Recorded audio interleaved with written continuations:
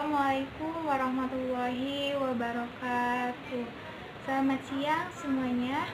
Pertama-tama yang terhormat kepada Ibu Lastri Maiwinani MK selaku dosen pengajar mata kuliah Kegawat Daruratan, dan kami berterima kasih atas tugas yang diberikan oleh beliau. Saya Ika Nurul Faizah, perwakilan dari kelompok 7. Di sini saya akan menjelaskan materi tentang kejang pada bayi baru lahir. Baiklah, dimulai saja. Mohon disimak. Jika ada yang kurang paham dengan penjelasan saya, bisa langsung ditanyakan kepada kelompok kami. Apa definisi kejang pada bayi baru lahir? Definisinya, kejang pada bayi baru lahir secara klinis adalah perubahan proksimal dari fungsi neurologi, misalnya perilaku, sensorik, motorik, dan fungsi autonom sistem saraf yang terjadi pada bayi berumur sampai dengan 28 hari. Kejang adalah suatu kondisi di mana otot tubuh berkontraksi dan berelaksasi secara cepat dan berulang oleh karena abnormalitas secara cepat. Ciri-ciri kejang pada bayi baru lahir: yang pertama, hampir tidak terlihat. Yang kedua, menggambarkan perubahan tingkah laku. Yang ketiga, bentuk kejang dilihat dari otot muka, mulut, lidah menunjukkan gerakan menyeringai, gerakan terkejut-kejut pada mulut dan pipi secara tiba-tiba, menghisap, mengunyah, menelan, dan mengucap. Gerakan bola mata yaitu deviasi bola mata secara horizontal, kelopak mata berkedip-kedip, gerakan cepat dari bola mata. Gerakan pada ekstremitas yaitu pergerakan seperti berenang, mengayuh pada anggota gerak atas dan bawah. Pernafasan apnea. Bayi baru lahir hiperpnea. Untuk memastikan, pemeriksaan EEG. Selanjutnya, etiologi kejang pada bayi baru lahir. Beberapa penyebab kejang pada bayi baru lahir diantaranya: yang pertama, komplikasi perinatal dapat berupa hipoksi iskemik, ensefalopati. Biasanya kejang timbul pada 24 jam pertama kelahiran, perdarahan intrakranial, dan trauma susunan saraf pusat yang dapat terjadi pada persalinan presentasi bokong, ekstraksi cunang, atau ekstraksi vakum berat. Yang kedua, kejang bayi dengan asfiksia disertai kelainan metabolisme seperti hipovolemia, hipokalsemia, hipomagnesemia, hiponatremia, dan hipernatremia. Hiperbilirubinemia, ketergantungan piridoksin, dan kelainan metabolisme asam amino. Kejang dengan penyebab ini dapat terjadi 24-40. Yang ketiga, kejang yang terjadi pada hari ke-7 hingga hari ke-10 dapat disebabkan adanya infeksi dari bakteri dan virus seperti TOJ dan tetanus neonatorum. Selanjutnya, patofisiologi kejang pada bayi baru lahir. Dalam buku ajar neonatologi, mekanisme dasar terjadinya kejang akibat loncatan muatan listrik yang berlebihan dan sinkron pada otak yang mengakibatkan gerakan yang berulang. Terjadinya depolarisasi pada saraf akibat masuknya natrium, dan repolarisasi terjadi karena keluarnya kalium melalui membran sel. Untuk mempertahankan potensial membran memerlukan energi yang berasal dari ATP dan tergantung pada mekanisme pompa, yaitu keluarnya natrium dan masuknya kalium. Selanjutnya, manifestasi klinik kejang pada bayi baru lahir. Yang pertama, tremor atau gemetar. Yang kedua, hiperaktif. Yang ketiga, kejang-kejang. Yang keempat, tiba-tiba menangis, melengking. Yang kelima, tonus otot hilang disertai atau tidak dengan hilangnya kesadaran. Yang keenam, pergerakan tidak terkendali. Yang ketujuh, nystagmus atau mata mengedip-ngedip paroksismal. Selanjutnya, diagnosis.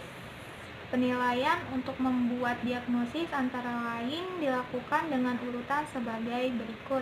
Yang pertama, anamnesis yang teliti tentang keluarga, riwayat kehamilan, riwayat persalinan, dan kelahiran. Riwayat kehamilan yaitu bayi kecil atau masa kehamilan, bayi kurang bulan, ibu tidak disuntik PT, ibu menderita DM. Riwayat persalinan, persalinan dengan tindakan, persalinan presipitatus, gawat janin. Riwayat kelahiran, trauma lahir, lahir akfisia, pemotongan tali pusat dengan alat tidak steril. Yang kedua, pemeriksaan kelainan fisik pada bayi baru lahir.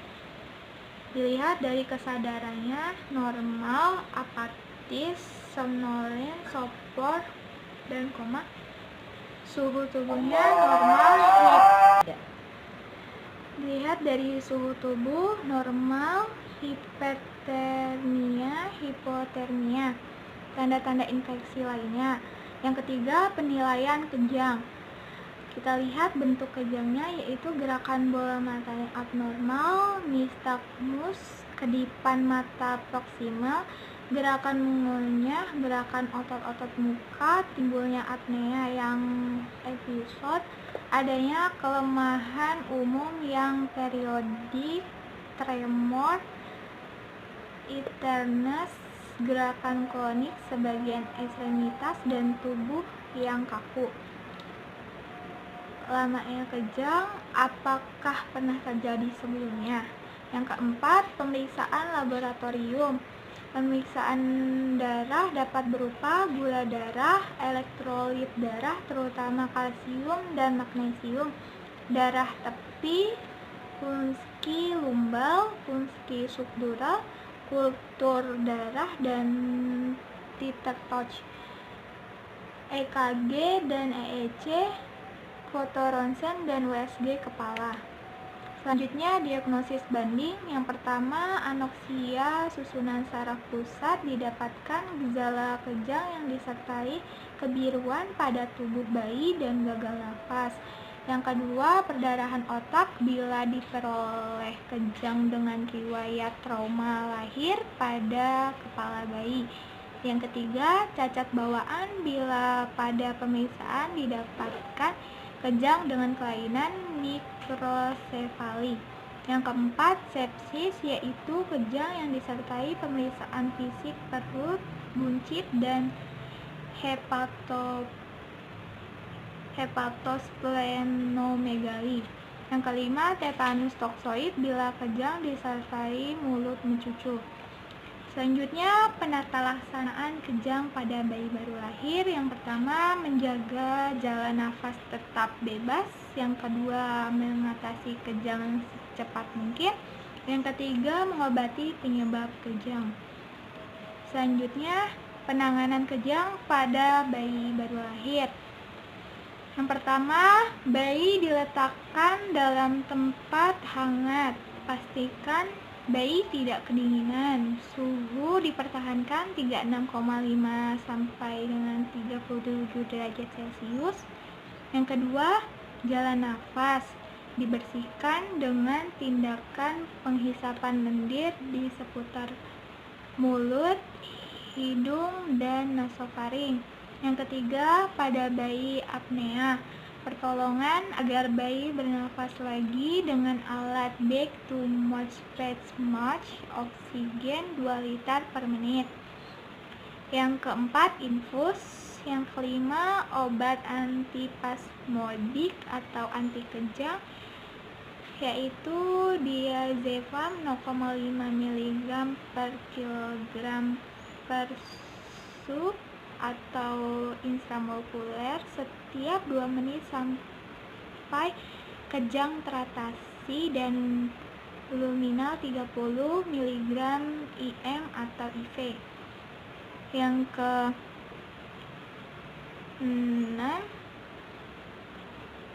nilai kondisi bayi tiap 15 menit. Yang ke-7, bila kejang teratasi, berikan cairan infus dextrose 10% dengan tetesan 60 ml per kilogram berat badan per hari.